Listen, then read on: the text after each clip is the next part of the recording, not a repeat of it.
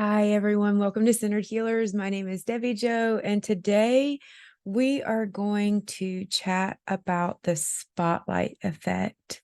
What is the spotlight effect, you ask? I'm so glad you asked.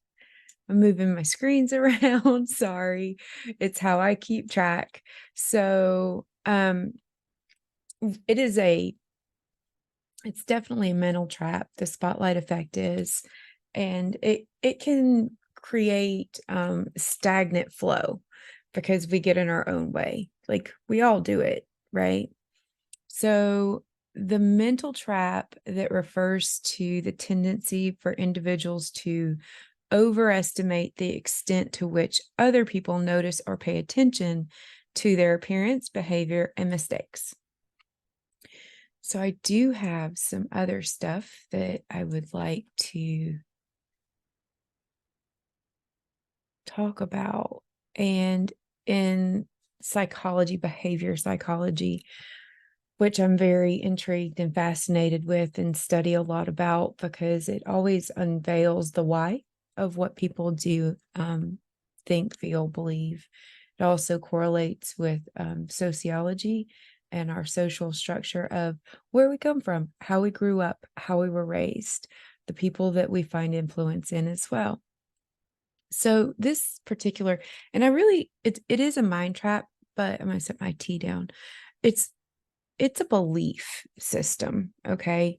Um, and when we're exposing our belief systems and we're kind of like removing them or bringing light to them, is what I like to say when I'm working with energy, is that there's a certain sense of exposure to this, and just to be real mindful that if it brings up emotions or it starts triggering, is another huge psychology term and energy term people use. If it is triggering things in you or creating kind of some inconsistencies in belief systems, you guys, that's totally okay and normal, right?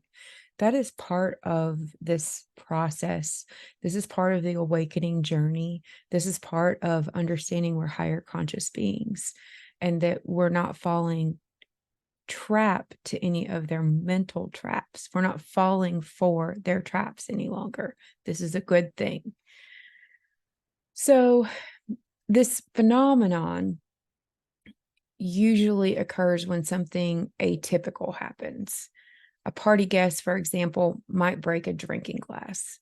The spotlight effect leads this person at that moment to believe the other guests are then judging them while they clean it up, or that everyone will remember the incident long after the gathering.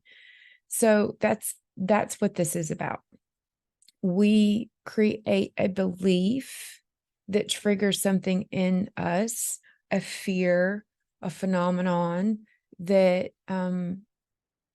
that oopsie will be what everybody remembers at the center of attention, and that others are always closely observing and judging them, even when it's not the case. I think we can all relate in some form or fashion to this. And it comes in different ways, whether it's sharing what I'm sharing or my art or whatever, which we're going to get to that. Okay. So, some key points about the spotlight effect, and why does this happen, right? The spotlight effect can happen when a person also craves the observate, or I don't want to say craves, because there's two sides to this.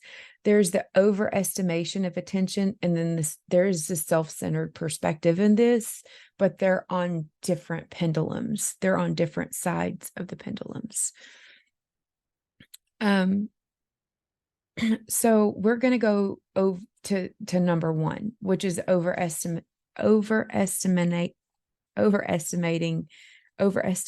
of attention. Wow. Yet again, there's a prime example, my words.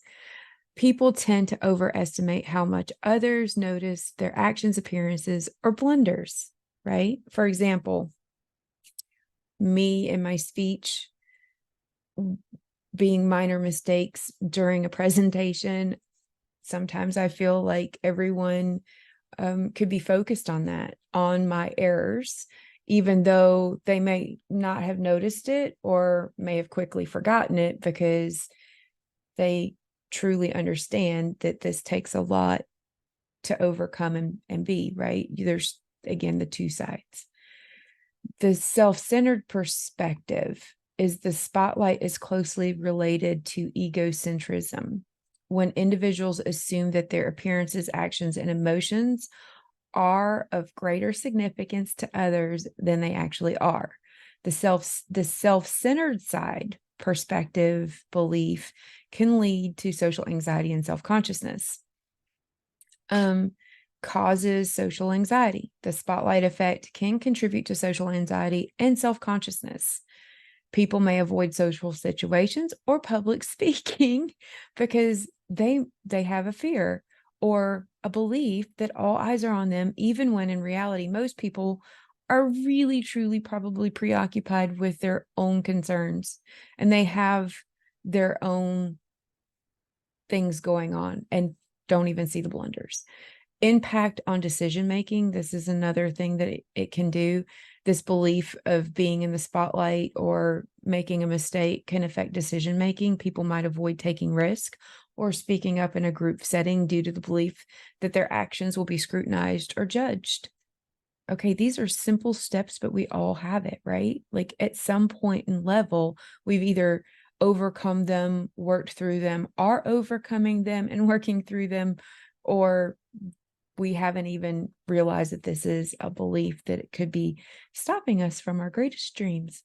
Understanding this is the mitigation. Understanding the spotlight effect can help individuals become more self-aware and reduce anxiety in social situations. So by bringing light in a very layman's terminology, just kind of chatting about it, giving you some examples, sharing some stuff. Just knowing that others are not attentive to your actions and appearance can be liberating, right? Like, and it encourages more authentic behavior, like what I'm about to do. And that's called sharing. So, how do you overcome the spotlight effect? You discuss your feelings with others. I don't. Very, very limited in what I share with people because not that I have a spotlight effect per se, but I do because there's been lots of judgment, persecution, condemnation that goes along with being somebody that carries a lot of light. And that is very, very, very hard to discuss with other people. How the second step to how to overcome would pay attention to reactions, right? Pay attention to others' responses to your own actions. You might find you exaggerate the reactions in your head. Sometimes we can do that in social situations, or we just have that natural fallback that is there underlying that we are not even aware of. So it's really just taking a centered approach to what's coming up when you go out into public or whatever, or however we learn from this, right? And then, something to help overcome is being part of the cognitive behavior therapy, which is a super huge thing for people that have anxiety and social type of things going on, blockages, clearings, those types of things. This is where this correlates in. Okay. So, one of the other things that goes along is the social comparison. The spotlight effect is related to the concept of social comparison, where people compare themselves to others. And it has a lot to do with mirroring of their own worth or performance and how they see others and themselves and that type of stuff. This comparison can exasperate feelings of self-consciousness and magnify the perceived scrutiny of others. And so it's essential, just to back up, how do you overcome this? It's just essential to remind yourself that people are genuinely focused on their own lives and concerns. So we're going to do an example because let me move this off the screen. We're going to do an example. So I don't share art or that I have crystals or that I burn incense a lot with my friends and family, right? So welcome to the new world and the new club. Okay. So this was drawn on 10/11/23. I was in a group where light language and codes and things come through. And so I had a meeting with a friend of mine, and we were just kind of discussing and chatting, and she was just doing a little coaching and artwork and what she does and how she shares. And so this is something that came up before, in the middle of the month. So we're just going to show that because we're overcoming together, right? And this is, as you can see, just a light language sketch. And this is what came through. And may you find resolve, freedom, and whatever comes up, may it help you. So, there you go. We're just going to start sharing and getting through this. So I like abstract art. I also love to draw in geometric figures. And these took place a little bit ago. Like these took, I don't know, there's been years in between. I've got several different art books. So this is just something I doodled one day. Thanks. And I'm not real good at this. I haven't uploaded it, nor do I care to. So, and then I am on a walk of learning geometric figures and how everything and frequency shading and everything goes together. So this is something that came through one day.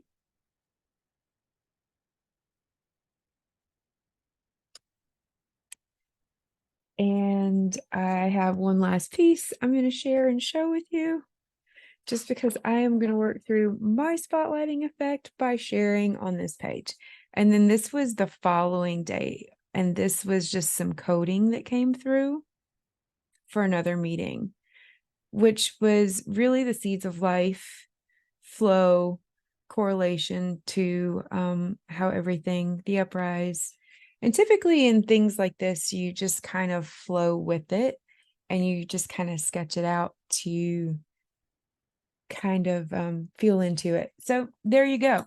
We have just overcome some spotlight effect issues that come up in my life, as well as blockages in the throat chakra and being able to get things out and clear and in a very relatable way. So I hope this helps you. I hope that you find encouragement in me breaking these mind traps or beliefs down, simply because they are important.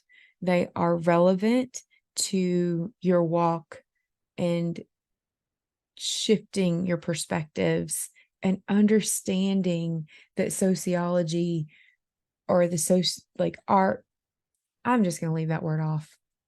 It's an S word, right? So that our environments, like, we spend the rest of our adult lives getting over what we did or we did not receive as children. And so may your walk be filled with remembrance of your truth, who you are, and that just unpacking some basic understandings opens a new doorway for you, because you are an overcomer. You are the light of the world, and you are here for a very, very important purpose. So I'm going to leave you with that today. Much love and light. And I will see you on our next video. And that is the anchoring effect. And how does that correlate in life with our awakening journey? Much love. Bye.